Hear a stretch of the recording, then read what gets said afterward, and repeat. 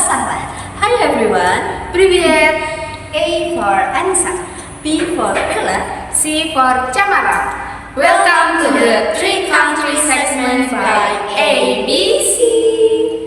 Apa identitas negara kalian? Sistem pemerintahan, semboyan negara, Lambang negara, dan bahasa nasional.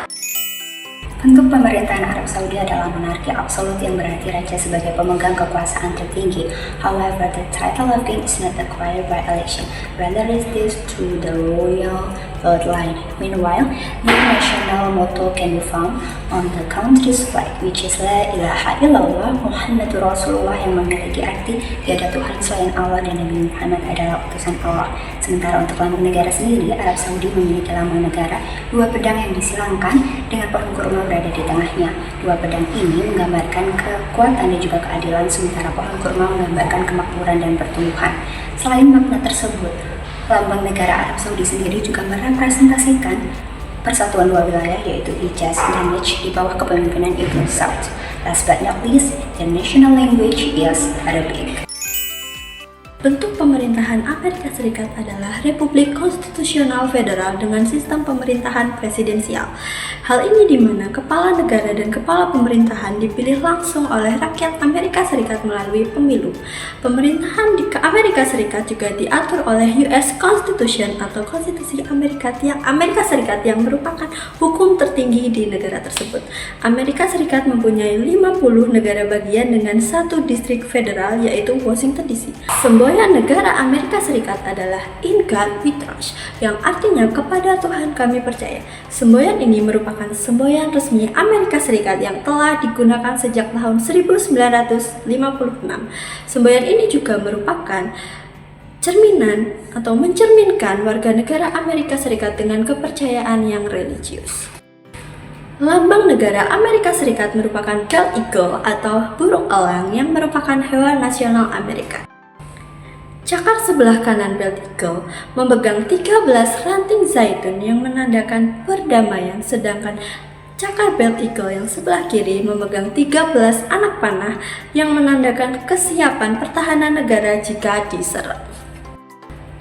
Amerika Serikat menggunakan bahasa Inggris sebagai bahasa utama atau bahasa nasional secara de facto. Bahasa Inggris juga digunakan dalam hal pendidikan, pemerintahan, media, film. Rusia menganut sistem pemerintahan atau bentuk pemerintahan yang presidensial, yang demokratis dan federatif, di mana presiden di sini adalah sebagai kepala negara dan kepala pemerintahan, dan presiden di sini dipilih secara langsung oleh rakyat. Semboyan negara Rusia saat ini adalah Rusia Federal, yang artinya Rusia maju. Nah, semboyan ini akan kalian temukan di lambang-lambang negara Rusia sendiri dan juga di acara-acara kenegaraan resmi di negara Rusia. Lambang negara Rusia adalah perisai heraldik persegi merah dengan sudut ujung melengkung dan ujung lancip.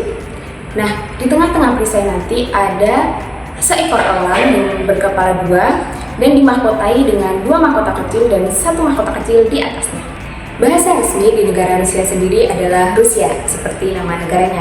Nah, di sini saya akan mencontohkan sedikit perkenalan dalam bahasa Rusia. Привет, меня зовут Camara. Я из Индонезии. Приятно познакомиться. Ciri komunikasi Verbal dan non-verbal. About verbal and non-verbal communication. Komunikasi verbal. Yang pertama, masyarakat Arab biasanya melakukan mujamalah atau basa-basi sebelum sampai pada topik pembicaraan mereka. Yang kedua, mereka biasanya berbicara dengan volume yang lebih kencang. Even sounds like an angry person. Yang meskipun terdengar seperti orang marah, sebenarnya volume yang kencang ini menunjukkan ketulusan dan keterlibatan dalam komunikasi. Yang ketiga, mereka biasanya mengganti ucapan terima kasih dengan doa, seperti may God protect you or many more. Yang keempat adalah mereka cenderung berbicara dengan bahasa yang puitis. Sementara itu untuk komunikasi nonverbal, yang pertama ada gestur atau gerakan tubuh.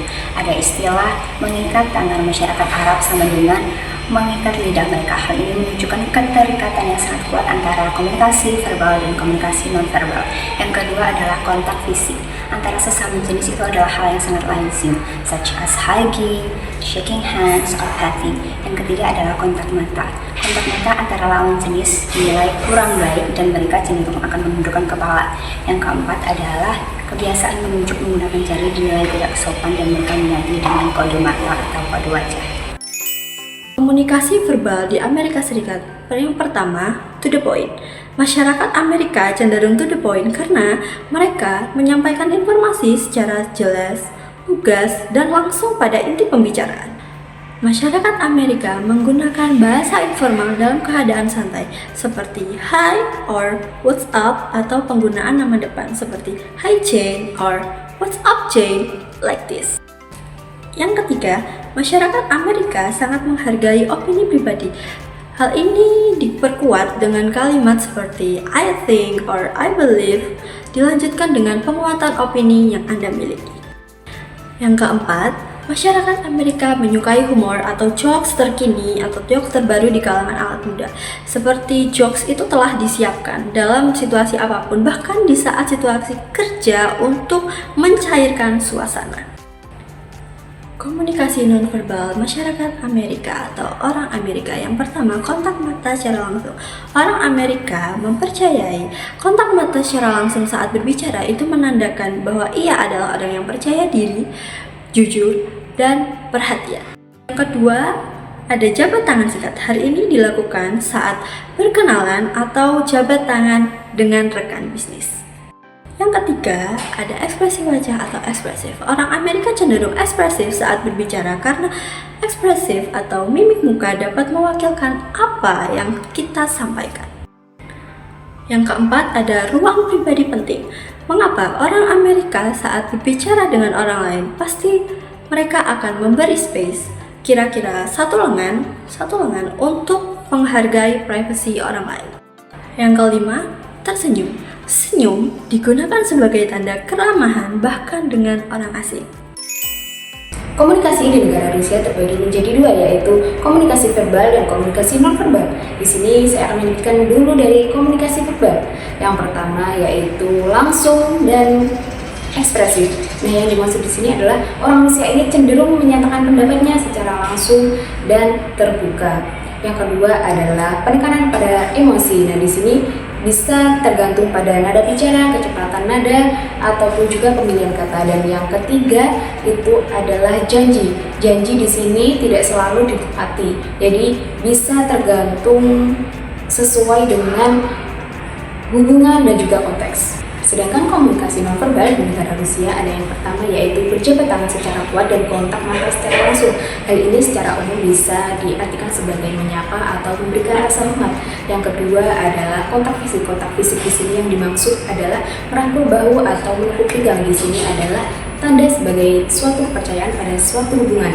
Dan yang ketiga yaitu tidak mengacungkan jari jempol. Nah, di sini karena mengacungkan jari jempol ini seperti juga mengacungkan jari tengah yang dianggap kasar dan tidak menghormati. Apa sih budaya-budaya kalian?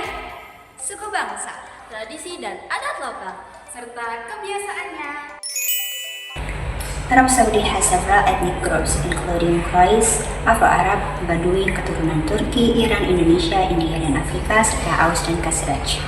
Dan mengenai tradisi, sebenarnya sangat banyak tradisi yang ada di Arab Saudi, namun beberapa di antaranya adalah gergean atau tradisi di mana anak-anak kecil akan mengenakan pakaian tradisional dan berkeliling dari rumah ke rumah sembari menyanyikan lagu tradisional untuk mendapatkan permen dan kacang.